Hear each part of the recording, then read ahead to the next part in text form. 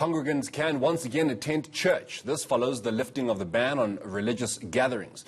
But only 50 people are allowed to attend indoor services. We're visiting churches in Sebokeng that were part of protests against the ban last month. That resulted in the arrest of 2 church leaders and a congregant.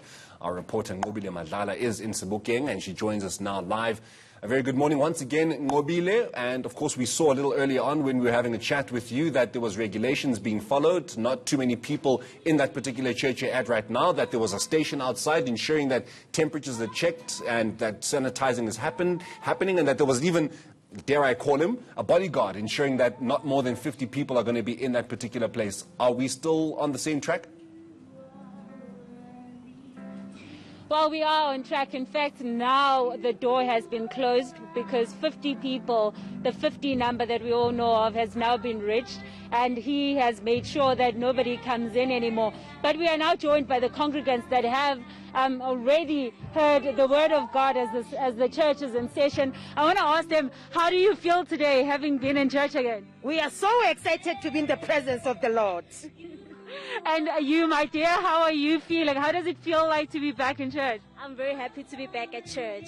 What exactly were you looking forward to? I was looking forward to hearing the word of God because it's an emotional support for some of us since we're in this time of COVID. All right.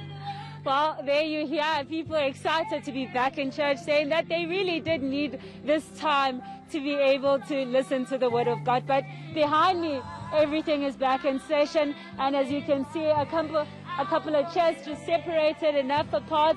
People are singing and worshiping, and obviously back in the mood of church. Nqobile, just before I let you go quickly, do we know if there will be another service for perhaps another 50 people that did not have the opportunity to attend this first service? Well, from my understanding, having spoken to the pastor of the church, he says to me that is something that they have done. They have done now, saying that the people that will be arriving a little bit later, they'll leave some chairs outside to make sure that they have a waiting area, so that once these ones that are done can leave, then they can have a second session. But of course, that would depend on whether or not there are people that are coming in and wanting to obviously be part of the service, but so that it will determine whether or not they can do it. Nqobile, thank you so much, you and your guests. That's our reporter Nqobile Madlala out in Sebokeng.